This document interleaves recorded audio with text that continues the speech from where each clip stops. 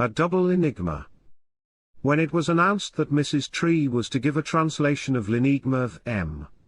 Paul Hervieux at Wyndham's Theatre, the play was announced under the title Witch. And as Witch, it appeared on the placards. Suddenly new placards appeared, with a new title, not at all appropriate to the piece, Caesar's Wife. Rumors of a late decision, or indecision, of the censor were heard. The play had not been prohibited, but it had been adapted to more polite ears. But how? That was the question.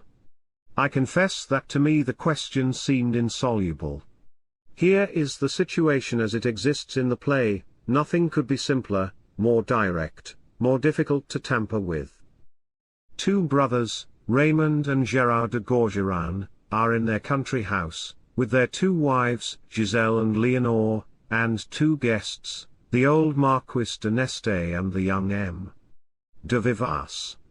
The brothers surprise Vivace on the stairs. Was he coming from the room of Giselle or of Leonore? The women are summoned, both deny everything. It is impossible for the audience, as for the husbands, to come to any conclusion. A shot is heard outside. Vivace has killed himself, so that he may save the reputation of the woman he loves. Then the self-command of Leonore gives way, she avows all in a piercing shriek. After that there is some unnecessary moralizing, la basse un cadavre. ICI, des sanglots de captive. And the like, but the play is over. Now, the situation is perfectly precise. It is not, perhaps, very intellectually significant, but there it is, a striking dramatic situation. Above all, it is frank, there are no evasions, no sentimental lies, no hypocrisies before facts.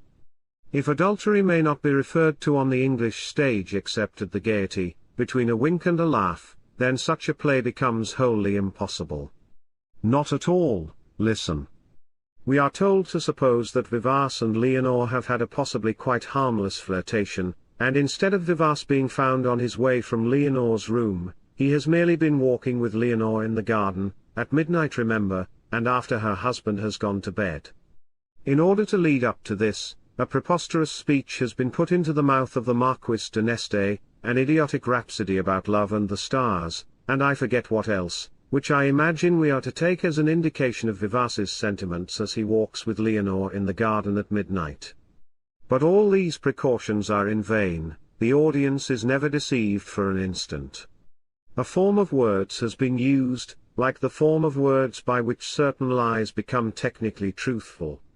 The whole point of the play, has a husband the right to kill his wife or his wife's lover if he discovers that his wife has been unfaithful to him, is obviously not a question of whether a husband may kill a gentleman who has walked with his wife in the garden, even after midnight.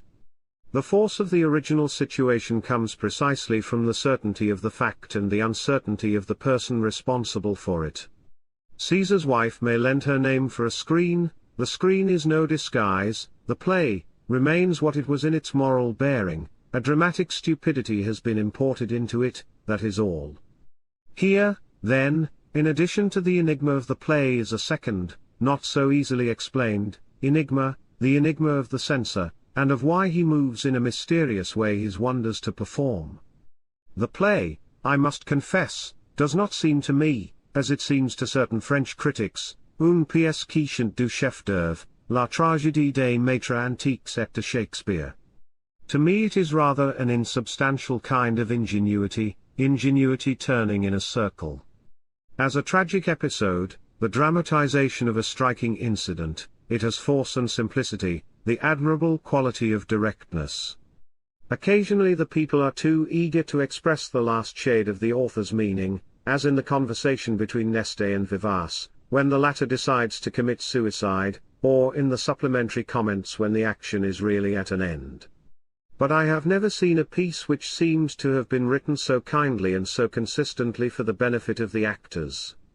There are 6 characters of equal importance, and each in turn absorbs the whole flood of the limelight.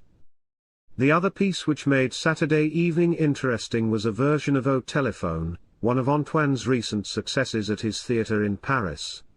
It was brutal and realistic, it made just the appeal of an accident really seen, and, so far as success in horrifying one is concerned, it was successful.